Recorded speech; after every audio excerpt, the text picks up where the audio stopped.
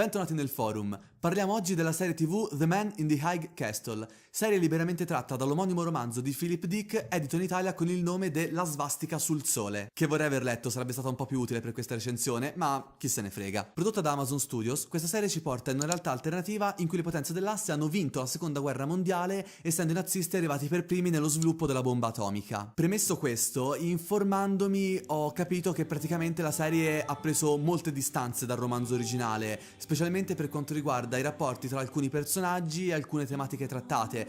Per esempio qui manca tutta la parte della conquista spaziale, che doveva ricalcare più o meno quella che avvenne tra gli Stati Uniti e l'Unione Sovietica. D'altra parte agli Stati Uniti in questa realtà alternativa è stato riservato lo stesso trattamento che venne riservato alla Germania nel dopoguerra, praticamente divisa in due aree di influenze. In questo caso gli Stati Uniti sono divisi tra un'area nazista e un'area giapponese. Senza fare troppi spoiler, la serie si articola nelle vicende di alcuni personaggi coinvolti loro malgrado nella ricerca del cosiddetto uomo nell'Alto Castello, per l'appunto. Un uomo misterioso colpevole di star diffondendo diverse pellicole e cinegiornali raffiguranti la nostra realtà, ovvero quella dove l'asse è stato sconfitto. Pellicole che di conseguenza sono ritenute sovversive e quindi pericolose. Diciamo subito che la serie si dimostra straordinaria sotto tantissimi aspetti. È ricca di elementi drammatici, fantascientifici, storici, per quanto si tratti di un'ucronia, e volendo anche un pizzico di azione. Per chi come me ama i dettagli e ha una passione un po' contorta per le ucronie, è stato molto interessante vedere le due diverse estetiche del mondo dove le potenze dell'asse hanno vinto. Per esempio abbiamo una New York dominata da diverse architetture naziste e una San Francisco sempre più simile a una grande città giapponese. Dov'è che l'ho già vista questa cosa?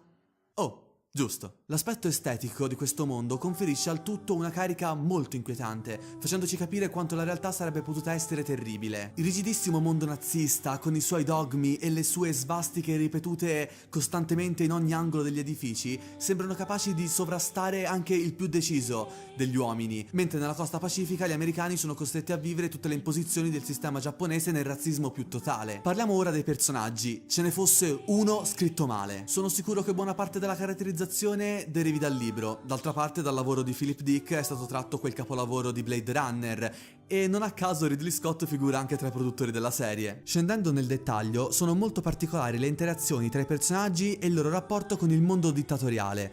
Abbiamo la coppia di Juliana e Frank, i quali vengono loro malgrado coinvolti nei gruppi di resistenza, la prima aderendo ad essa, a modo un po' suo in realtà, e il secondo ormai troppo disilluso per combattere. Abbiamo l'Obergruppenführer Schmidt, interpretato da Rufus Sewell, che con i suoi occhi di ghiaccio e la sua scaltrezza diventa il nazista perfetto, tuttavia messo costantemente alla prova sia sul piano lavorativo che privato, così come il ministro giapponese Tagomi, altro splendido personaggio. Appaiono inoltre, e questo l'ho veramente apprezzato, molti personaggi storici in una diversa veste. J. Edgar Hoover, storico capo dell'FBI, Rockwell, fondatore del partito nazista americano, qui nominato Reichsmarschall degli stati nazisti americani, e ancora l'attuale imperatore giapponese Akihito e sua moglie, il dottor Mengele, Himmler, Eva Braun, Heydrich e ovviamente Adolf Hitler. Sembra strano a dirsi, ma in questo contesto Hitler risulta molto particolare come personaggio. Nonostante le forze dell'asse abbiano vinto la seconda guerra mondiale, diversi gerarchi nazisti insistono per una guerra di conquista dell'impero giapponese,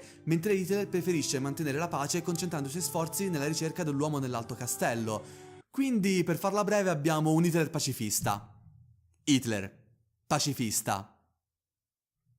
Riguardo il comparto tecnico, regia, sceneggiature e fotografia sono veramente impeccabili. Quest'ultima in particolare sembra molto concentrarsi sui colori freddi, volendo sottolineare la drammaticità del mondo in cui i personaggi sono costretti a vivere. La storia forse scorre un po' troppo lentamente e alcuni spettatori potrebbero facilmente annoiarsi, potrei capirlo. Io personalmente non ho avuto problemi con questa lentezza, ritenendo quindi la storia, a mio avviso, ottima. Queste in breve erano le mie considerazioni sulla serie The Man in the High Castle, una serie da tratti drammatici e fantascientifici che vi suggerisco di guardare e recuperare, chissà che anche a voi non piaccia. Con questo è tutto, io come al solito vi invito a iscrivervi al canale, di mettere mi piace, lasciateci un commento se questo video vi è piaciuto, di passare dalla nostra pagina Facebook e perché no, dal nostro profilo Instagram e nel nostro gruppo Telegram.